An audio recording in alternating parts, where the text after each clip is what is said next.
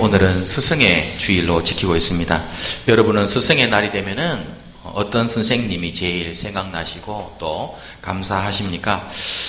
오늘 우리가 읽은 히브리서 13장 7절부터 19절에도 선생님이 등장하는데 이 선생님들은 바로 하나님의 말씀을 가르치는 선생님들입니다. 오늘 우리가 읽은 히브리서는요, 이 성경 66권 가운데서 아주 드물게 누가 기록했는지 그 기록자를 알 수 없는 성경 중에 한 권입니다.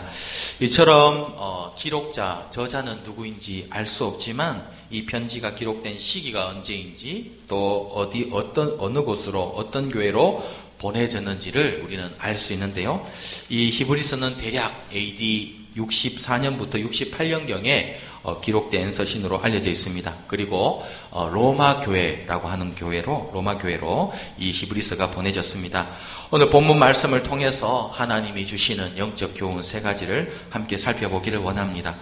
본문에서 발견하게 되는 첫 번째 영적 교훈은 우리 모두는 하나님의 말씀을 가르치는 성경 교사들을 소중히 여기고 그들의 믿음을 본받아야 한다는 사실입니다. 우리 용현동 교회 가운데 있는 성경을 가르치는 그런 자리에 있는 모든 사람들을 우리가 소중하게 생각하고 또 그들의 믿음을 본받을 수 있기를 주님의 이름으로 축복합니다. 오늘 우리가 읽은 본문에는 두 종류의 성경 교사들이 등장하는데요. 첫 번째는 이 과거 로마 교회를 말씀으로 세운 그런 사람들입니다. 7절입니다. 7절에 보면 이렇게 말씀합니다. 하나님의 말씀을 너희에게 일러주고 너희를 인도하던 자들을 생각하며 그들의 행실의 결말을 주의하여 보고 그들의 믿음을 본받으라 이렇게 말씀하고 있습니다. 이 구절에 보시면 두 개의 동사가 등장하고 있는데 일러주고와 또 인도하던 이라고 하는 그런 두 개의 동사가 등장하고 있는데 이 두 개의 동사 다 과거형으로 그렇게 기록이 되어 있습니다. 그러니까 히브리서 저자는요, 로마 교회 성도들에게 과거에 그들에게 하나님의 말씀을 전해 주었던 사람들, 그리고 과거에 그들을 인도했던 사람들을 지금 가리키고 있는 것입니다.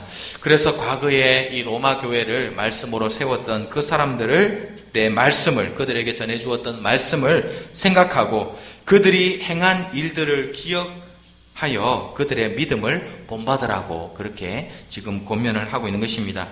이 과거에 하나님의 말씀을 로마 교회에 가르쳐 주었던 사람들이 누구인지 우리는 알지 못하지만 이들은 과거에 로마 교회를 말씀으로 세운 사람들이고 이 히브리서가 기록될 당시에는요, 이미 세상을 떠나서 천국에 간 그런 믿음의 선배들이었습니다. 그리고 두 번째, 오늘 본문에 보면 두 번째 이 성경 교사들이 등장하고 있는데 17절에 등장합니다. 17절에 이렇게 말씀합니다. 너희를 인도하는 자들에게 순종하고 복종하라. 이 구절에는 보면요, 7절과는 다르게 인도하는 이라고 하는 말이 등장하는데 과거형이 아니라 현재형 동사가 사용이 되어 있습니다. 그러니까 지금 현재 이 히브리서가 기록될 현재에 이 로마 교회를 인도하고 또 다스리고 말씀을 가르치던 그런 리더들을 가리키고 있는 것입니다. 본문에서 히브리서 기자는 먼저 로마 교회 성도들에게 과거 그들에게 말씀을 가르쳤던 그 신앙의 선배들의 교훈을 기억하고 그들의 믿음을 본받으라고 권면하고 있는 것입니다. 로마 교회에 이처럼 훌륭한 믿음의 선배들이 있었던 것처럼 과거 우리나라 한국 교회에도 귀한 믿음의 선배들이 많이 있었음을 우리는 알고 있습니다. 이틀 전이 오늘이 5월 20일이고요. 이틀 전이 5월 18일입니다. 5월 18일이었습니다. 5월 18일은 우리 한국사의 중요한 그런 날입니다. 5월 18일은 광주 민주항쟁이 일어난 지 올해는 꼭 만 38년이 된 날이었습니다. 그래서 이틀 전 5월 18일 민주화 운동을 기념해서 기념식이 진행이 되었고요. 그곳에서 여러 가지 행사가 벌어졌는데 그곳에서 한 가지 행사 중에 하나가 무엇이냐면 이제까지 공개되지 않았던 그런 미공개 영상물이 이 기념식에서 공개가 되는 일이 있었습니다. 이 미공개 영상에는 어떤 영상이 있었냐면요, 5.18 민주화 운동이 발생한 직후에 광주 북구 망월동 시립묘지에서 이 트럭에 실려서 많은 시체들이, 희생자들이 트럭에 실려서 와서 그 묘지에 묻히는 그런 장면이 이 영상에 담겨져 있었습니다.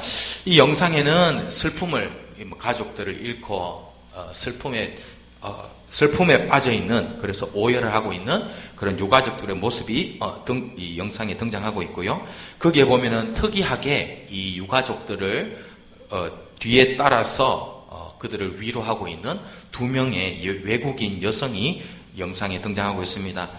이 당시에 이 5.18, 1980년 5월 18일 5.18 광주 혁명이 일어났을 때에 이 신군부가 5.18 희생자들을 어떻게 했냐면 그들을 폭도라고 그렇게 간주를 했습니다. 그러니까 가족 외에는 그 누구도 그 시체들이 매장하는 현장에 동행하기를 꺼려하는 그런 시대였습니다. 그런데 이 외국 여성 두 명은요, 용감하게도 그 자리에 참석해서 슬픔에 잠긴 유가족들을 위로하고 있었습니다.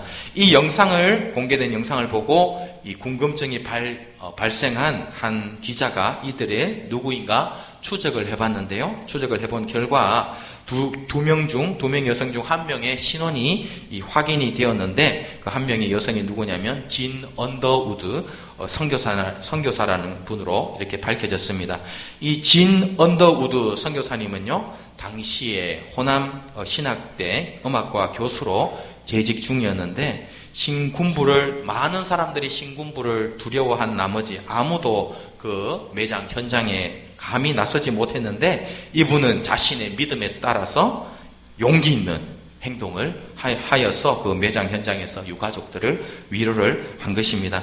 그리고 이후에 이 진 언더우드 선교사님은요, 본국에 미국에 돌아가서도 자기가 보았던 그 5.18 광주 민주항쟁의 참상을 언론에 알리는데 많은 노력을 기울였다고 합니다. 이처럼 우리나라에 들어온 선교사님들은요, 우리 민족에게 하나님의 말씀을 가르쳤을 뿐만 아니라 그들이 가르친 말씀대로 행동하고 실천하는 담대한 믿음의 사람들이었다는 사실입니다. 우리 모두도 그런 사람들이 될 수 있기를 주님의 이름으로 축복합니다.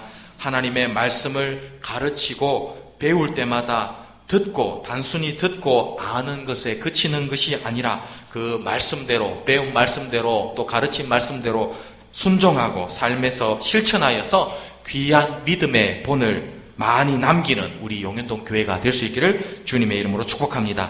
우리 용현동 교회 역사를 되돌아볼 때에 참으로 많은 어려운 일이 있었음을 우리는 알고 있습니다. 힘든 일도 많았고 위기도 많이 있었습니다.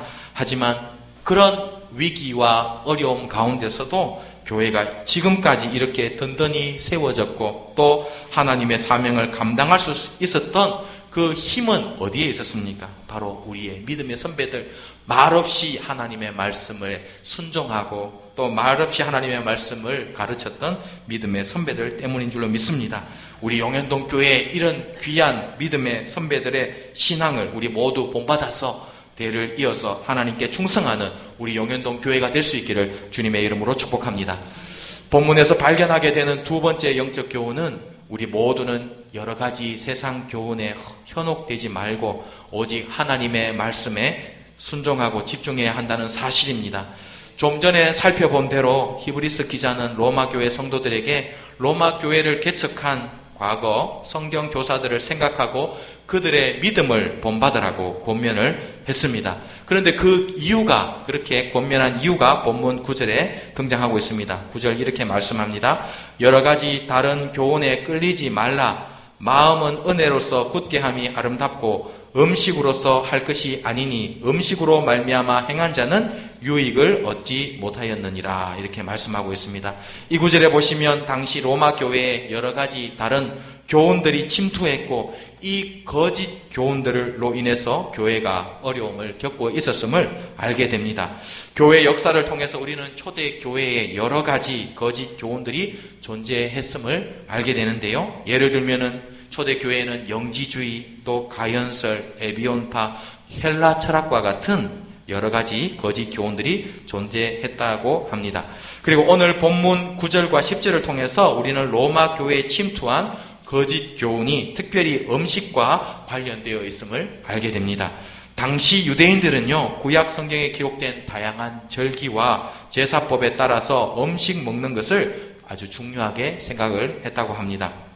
예를 들어서 유월절이 되면 유대인들은요, 어린 양과 무교병과 썬 나물을 먹었습니다. 그리고 레위기에 등장하는 여러 가지 제사법이 등장을 하고 있는데, 그 중에서 특별히 화목제물은 백성들이 먹을 수 있도록 하나님께서 이렇게 허락하신 그런 제물이 바로 화목제물이었는데요. 이 유대인들은 이 화목제물 먹는 것을 그들의 신앙에 있어서 굉장히 중요한 것이라고 생각했고, 이 화목제물을 먹고 또 유월절 음식을 먹으면 그들에게 하나님의 큰 은혜가 임한다라고 그렇게 유대인들은 생각을 했습니다. 레위기 19장 5절과 6절 이런 말씀이 있습니다. 너희는 화목제물을 여호와께 드릴 때에 기쁘게 받으시도록 드리고 그 제물은 드리는 날과 이튿날에 먹고 셋째 날까지 남았거든 불사르라, 이렇게 말씀하고 있습니다. 여기 말씀해 보니까 특별히 화목제물을 이스라엘 백성들이 먹으라고 하나님께서 명령을 하신 것입니다.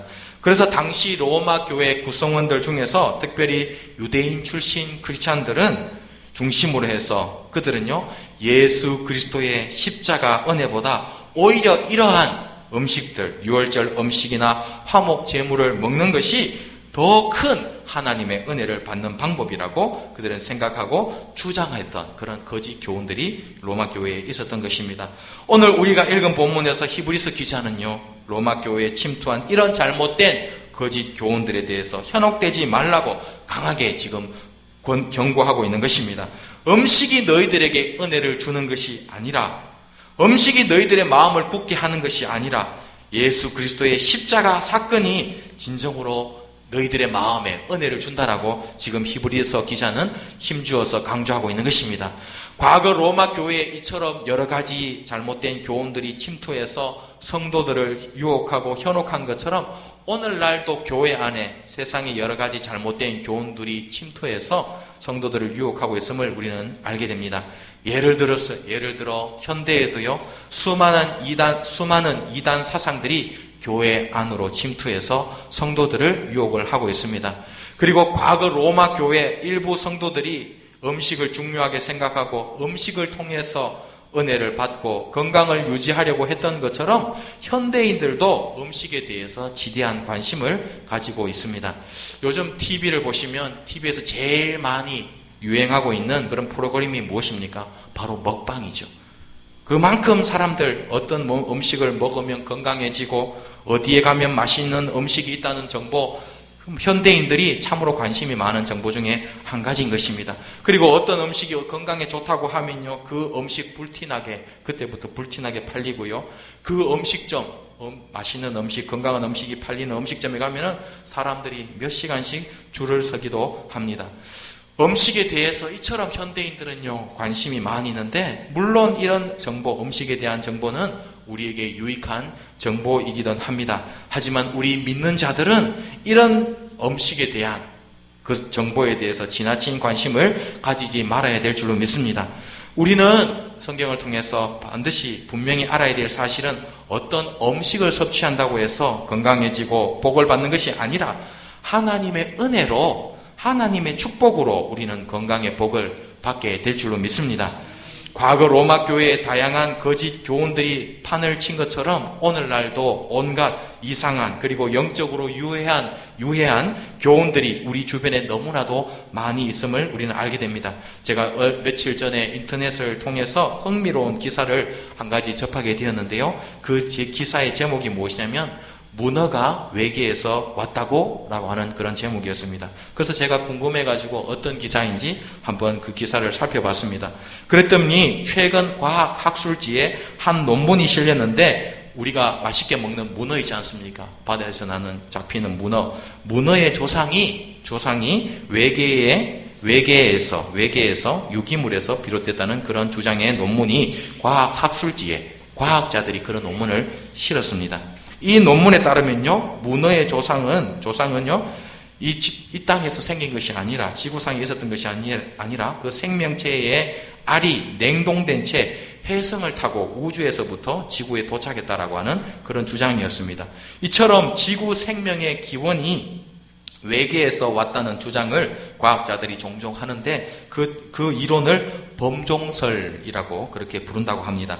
이 범종설은요, 미생물이나 바이러스 등이 혜성이나 운석 등을 타고 우주를 이동해서 지구로 날아올 수 있고, 다른 행성으로 이동한 생명체는 지구에서 진화해서 번성할 수 있다라고 그렇게 주장을 합니다. 그래서 외계의 미생물이 지구에 도착하면은 생물의 종이 더 많이 복잡해지고 더 많은 종이 생겨나고 생물이 다양해진다라고 이 과학자들이 주장을 합니다.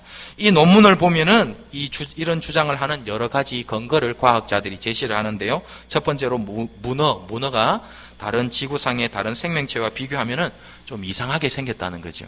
그리고 또 문어는 어떻습니까? 큰 머리를 가지고 있고 복잡한 신경계를 가지고 있고 눈은 카메라와 같고 또 문어의 몸은 굉장히 유연하고요.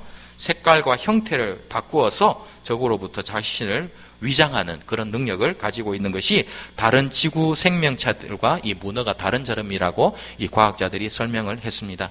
이런 주장을 들었을 때 어떻습니까? 참 흥미로운 주장이다 그러고 생각할 수 있습니다. 하지만 너무 흥미롭지만요, 전혀 성경적인 가르침은 아닌 것입니다. 성경을 통해서 우리는요, 문어도 지구상의 다른 생물들과 똑같이 하나님께서 만드신 피조물임을 알게 되는 것입니다. 이처럼 우리가 사는 이 시대는, 이 세상은 온갖 다양한 가르침이 존재하고 그중 많은 가르침이 성경에 위배되는 비성경적인 가르침이라는 사실입니다. 이러한 세상의 교훈은요, 시대가 변함에 따라서 변하지만 우리가 믿고 따르는 성경의 가르침은 시대가 변해도 절대로 변하지 않는 것입니다. 히브리서 기자는 이 사실을 오늘 본문 8절에서 이렇게 표현하고 있습니다. 예수 그리스도는 어제나 오늘이나 영원토록 동일하시니라. 하나님의 말씀과 복음은 영원토록 변하지 않는 진리인 것입니다. 또한 마태복음 5장 18절에도 이렇게 말씀했습니다. 진실로 너희에게 이르노니 천지가 없어지기 전에는 율법의 1.1획도 결코 없어지지 아니하고 다 이루리라. 시대가 변해도 세상의 가르침은 시대에 따라서 변하지만 강단에서 선포되어지는 하나님의 말씀은 절대 변하지 말아야 되는 것입니다. 왜냐하면 성경이 변하지 않고 말씀을 주신 하나님 예수 그리스도는 어제나 오늘이나 영원토록 동일하시기 때문입니다. 우리 용현동 교회 강단에서도 주님이 오시는 그날까지 진리의 말씀만이 선포될 수 있기를 주님의 이름으로 축복합니다. 음식을 통해서 마음을 굳게 할 수 있다는 당시 거짓 교훈에 대해서 히브리서 기자는 10절에서 예수님이 우리의 진정한 제단이라고 주장하고 있습니다. 10절 이렇게 말씀하고 있습니다. 우리에게 제단이 있는데 장막에서 섬기는 자들은 그 제단에서 먹을 권한이 없나니 이는 죄를 위한 짐승의 피는 대제사장이 가지고 성소에 들어가고 그 육체는 영문 밖에서 불사름이라 이렇게 말씀하고 있습니다. 이 말씀의 배경은 레위기 16장에 등장하는 속죄의 일입니다. 레위기 16장에서 하나님께서는 모세에게 백성들을 속죄할 수 있는 그런 방법을 알려주셨는데 그 방법이 바로 당시 대제사장이었던 아론이 수송아지와 염소를 희생제물로 삼아 속죄하는 방법이었습니다. 대제사장인 수송아지와 염소를 잡아서 그 피는 지성소와 회막과 제단에 뿌리고 그 동물의 가죽과 고기와 똥은 이스라엘 사람들이 사는 진영 밖으로 가지고 가서 불사르도록 하나님께서 명령하셨습니다. 레위기 16장 27절 이렇게 말씀합니다. 속죄제 수송아지와 속죄제 염소의 피를 성소로 들여다가 속죄하였은즉 그 가죽과 고기와 똥을 밖으로 내다가 불사를 것이요 이렇게 말씀하고 있습니다. 이처럼 희생 제물을 죽이되 그 피는 영문 안에 위치한 거룩한 곳 지성소에 뿌리고 그 동물의 고기는 영문 밖으로 가지고 가서 불에 태워 처리하는 것이 하나님의 속죄의 방법이었습니다. 히브리서 기자는 예수님께서 이 레위기 16장에 기록된 속죄법을 그대로 성취했다라고 지금 말씀하고 있는 것입니다. 속죄 제물로 사용된 수송아지와 염소의 피는 대제사장이 가지고 지성소와 회막과 제단에 뿌린 것처럼 예수님은 대제사장으로서 자신의 보혈을 가지고 지성소로 가지고 가셔서 백성들의 죄를 속량해 주신 것입니다. 그리고 수송아지와 염소의 고기는 영문 밖에서 불살라진 것처럼 예수님의 육체도 성문 밖, 즉 예루살렘 성문 밖에 위치한 골고다에서 고난을 받으신 것입니다. 이것이 바로 예수님께서 레위기 16장에 기록된 진정한 속죄 제물이 되셨다는 증거인 것입니다. 속죄 제물이 영문 밖에서 불살라진 것처럼 예수님의 죽음도 성문 밖 골고다에서 이루어진 것입니다. 로마법에 따르면요, 사형의 형벌은 성문 밖에서 시행되도록 정해져 있었기 때문에 예수님은 그 법에 따라서 십자가를 지고 골고다로 가셔서 그곳에서 십자가에 달리셨는데, 이 일은 하나님께서 섭리하셨다는 사실입니다. 이처럼 하나님의 말씀은 1.1획도 예외가 없이 모두가 온전하게 성취되는 것입니다. 그러므로 세상이 아무리 변해도 우리는 하나님의 말씀을 전적으로 신뢰할 수 있는 것입니다. 우리 모두 세상의 가르침이 아니라 하나님의 말씀 위에 우리의 삶을 건축할 수 있기를 주님의 이름으로 축복합니다. 본문에서 발견하게 되는 세 번째 영적 교훈은 우리 모두는 영혼을 위하여 경성하는 말씀의 교사가 되어야 한다는 사실입니다. 좀 전에 말씀드린 대로 본문에는 두 종류의 말씀 교사가 등장하는데, 첫 번째는 7절에 등장하는 과거 성경 교사들이고, 두 번째는 17절에 등장하는 현재 로마 교회의 성경 교사들입니다. 17절에서 히브리서 기자는 로마 교회 성도들에게, 그들을 인도하는 자들에게 순종하고 복종하라고 권면을 주고 있습니다. 그 이유는 그들이 로마 교회 성도들의 영혼을 위하여 경성하는 자들이기 때문이라고 말씀하고 있습니다. 이 구절에서 경성이라는 말은 한자로 어떤 뜻이냐면은, 한자어인데요, 정신을 차리도록 타일러 깨우친다라는 말이 경성이라는 말입니다. 그런데 이 경성이라고 하는 말의 원어로 보면요, 이 말은 아그루페푸네오라고 하는 그런 헬라어 말인데, 어떤 뜻이냐면 계속해서 살핀다라고 하는 그런 뜻입니다. 다시 말해서 성경 교사는 어떤 사람들입니까? 공동체에 속한 영혼들 한 사람 한 사람의 영적 상태를 지속적으로 살피는 사람이 바로 성경 교사인 것입니다. 이처럼 계속 살피는 이유는 무엇이겠습니까? 그 영혼이 올바른 길로 가는지 혹 잘못된 길로 가는 것은 아닌지 살피기 위해서 계속해서 살피라는 것입니다. 그래서 올바른 길로 가면 칭찬과 격려를 주고, 반대로 잘못된 길로 가는 영혼이 있다면 경책하여 그 영혼이 하나님 앞에 올바른 길로 돌아올 수 있도록 하는 것이, 인도하는 것이 바로 말씀 교사의 그런 임무인 것입니다.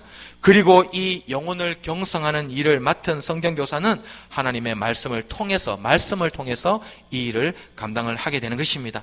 하나님의 말씀을 바로 전하게 될 때 공동체에 속한 각 영혼들이 구원에 이르게 되고 영적으로 성장하게 되고 하나님 앞에 열매 맺는 삶을 살게 될 줄로 믿습니다.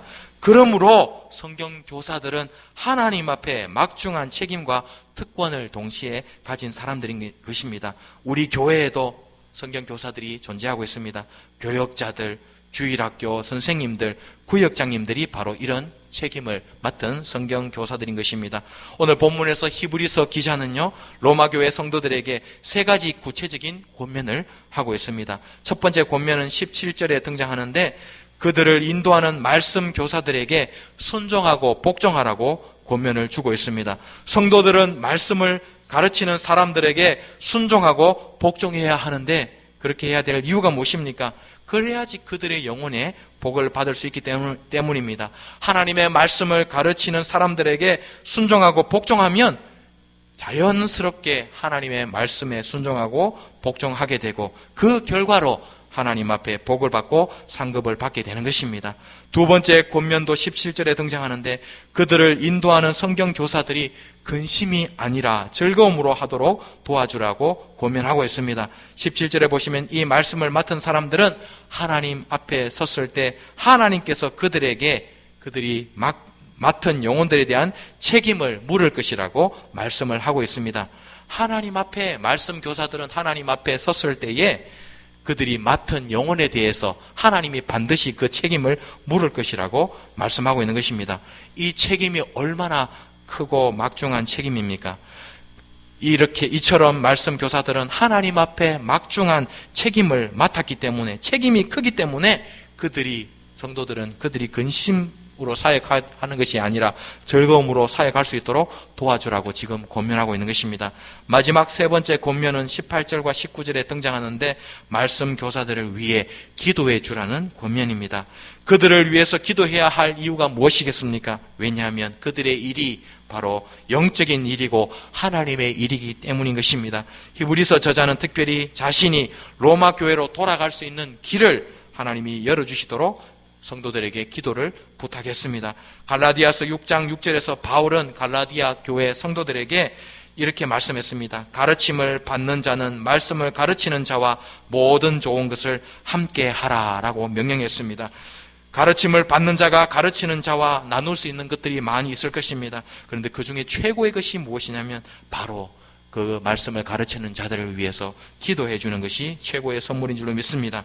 세상에는 여러 종류의 선생님들이 있지만 우리에게 말씀을 가르쳐 주는 교역자, 또 주일학교 선생님들, 구역장님들은 너무나도 소중한 사람들인 것입니다. 요즘 많은 부모들이 자녀들에게 세상 교육에만 관심을 가지고 있습니다. 과외를 시키고 세상 학문을 조금이라도 더 가르치려고 안간힘을 쓰고 있습니다. 그런데 이 영적으로 혼탁한 시대에 우리 용현동교회 성도님들은 우리의 자녀들에게 세상 학문보다 더 중요한 하나님의 말씀을 가르치는데 더욱더 열심을 낼 수 있기를 주님의 이름으로 축복합니다. 그리고 오늘은 스승의 주일입니다. 우리 교회 내에 말씀을 맡은 성경교사들, 우리의 자녀들에게 성경을 가르치는 우리 주일학교 선생님들에게 감사의 마음을 전하는 우리 모두가 될 수 있기를 축복합니다.